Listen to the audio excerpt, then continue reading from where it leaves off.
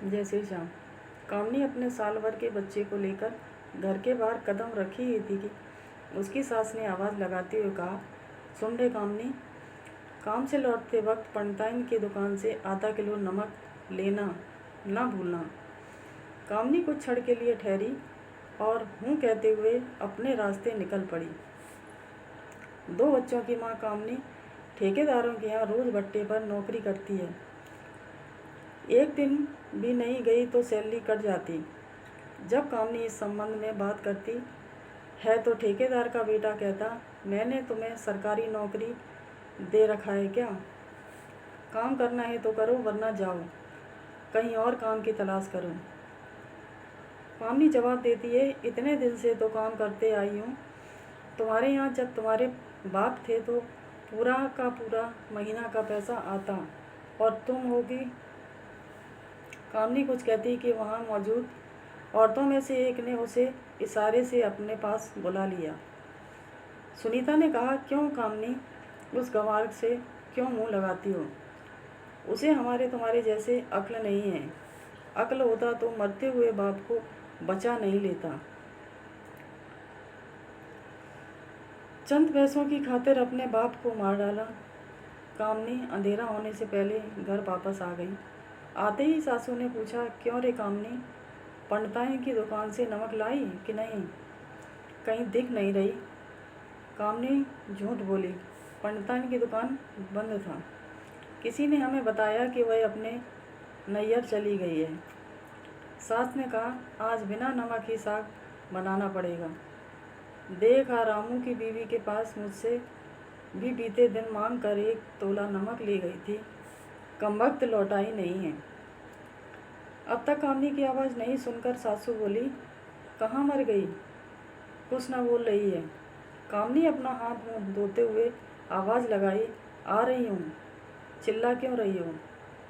चिल्लाऊँ क्यों नहीं? इतना देर से बकबक किए जा रही और एक शब्द बोलने का नाम नहीं ले रही।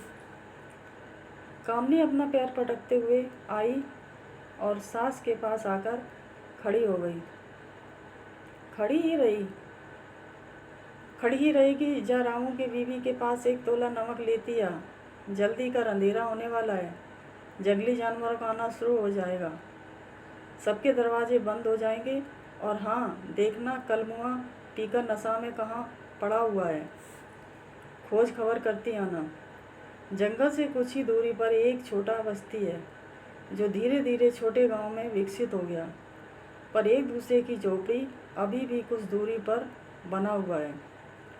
कभी कभार इस गांव में बाघ, चीता और अन्य जंगली जानवर रास्ता भटक कर गांव की तरफ आ जाते हैं और लोगों और पालतू जानवरों पर हमला कर देते। इसी हमले में कामनी के ससुर मारे गए। समय पर इलाज की व्यवस्था नहीं हो पाया, जिसके कारण धीरे धीरे मौत के मुंह में चले गए थे।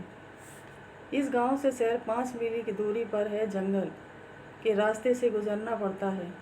जिसके पास गाड़ी है वही महीने में 2 महीने में एक बार शहर जाते हैं। ऐसा भला कौन सा शहर जाने के लिए इतना जोखिम उठाए? ये लोग कहीं वर्ष पहले औरंगजेब के डर से यहाँ भाग कर चले आए थे। तब से यहीं इन लोगों का बसेरा हो गया। इस तरह के छोटे छोटे गांव 8-10 होंगे जो जंगल के पास ही हैं। इस गांव की आबादी लोगों के बढ़ने से पहले ही जानवरों के शिकार हो जाते हैं, क्योंकि शहद और मछली की तलाश में अपने गांव से दूर चले जाते हैं। कुछ रास्ता भटक जाते हैं तो कुछ शेरों के शिकार हो जाते हैं। बच भी जाते हैं तो किसी काम के नहीं रहते। कामनी 1 तोला नमक लेकर अपने पति शिव स्वरूप को खोजने निकल पड़ी। जानवरों के आने के खतरे का डर लग रहा था। सभी जगह शिव स्वरूप को खोज लिया, पर कहीं नहीं दिखाई दिया। कामनी ने सोचा, जिंदा रहा तो आएगा, नहीं तो। दरवाज़ा खोलकर कामनी अंदर गई। दोनों बेटे के साथ उसकी सास सो रही थी। सामने खटिया पर सुबह का सूखा रोटी पड़ा हुआ था। उसने सोचा, वही खाकर अपनी भूख मिटा लिया होगा।